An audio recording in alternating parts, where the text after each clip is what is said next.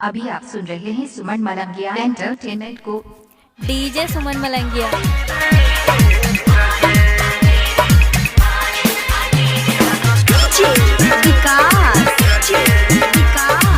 Recording studio मटियाला सीतामढ़ी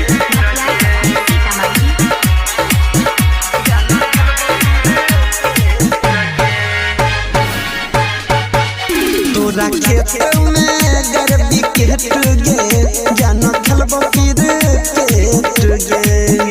तोरा खेत में गरबी केट गे जानो खलबो क्रिकेट गे।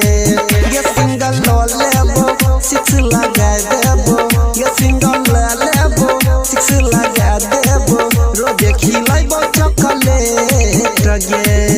तोरा खेत में गरबी केट गे जानो खलबो क्रिकेट गे। तोरा खेत में गरबी केट गे जानो खलबो क्रिकेट गे। ये सिंगल लो लेबो सिक्स लगा देबो, ये सिंगल ले लेबो सिक्स लगा देबो, रोजे खिलाइबो चॉकलेट गे।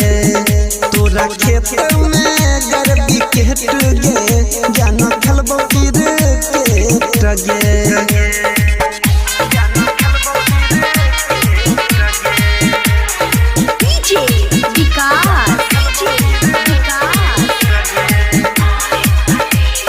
मटियाला सीतामढ़ी डीजे सुमन दीवाना खाए अजीपुर गांव मलंगिया मधुबनी। भले भरबो तैयो खेलबो गे,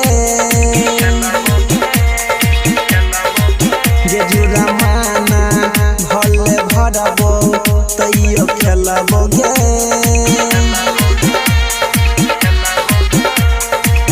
गाली केतनो तो देबही सब झेलबो गे, गे सब झेलबो गे, गे जाना झेलबो गे।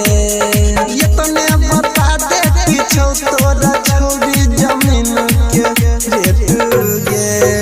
तोरा खेत में गरबी केट गे जानो खलबो क्रिकेट गे। तोरा खेत में गरबी केट गे जानो खलबो क्रिकेट गे।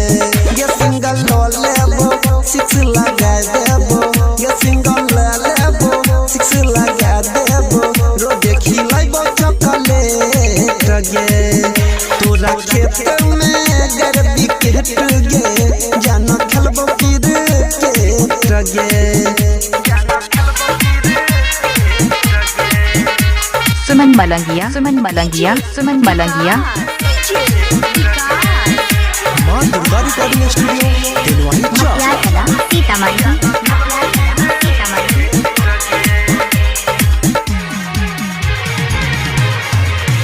करे कुछ दिन जान तोय तो सुन सबर गे। ये करे कुछ दिन जान तोय तो सुन सबर गे।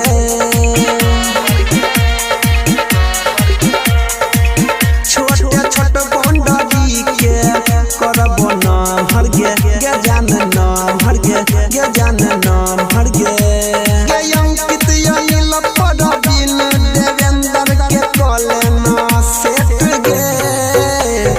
खेत में गरबी केट गे जानो खलबो क्रिकेट गे।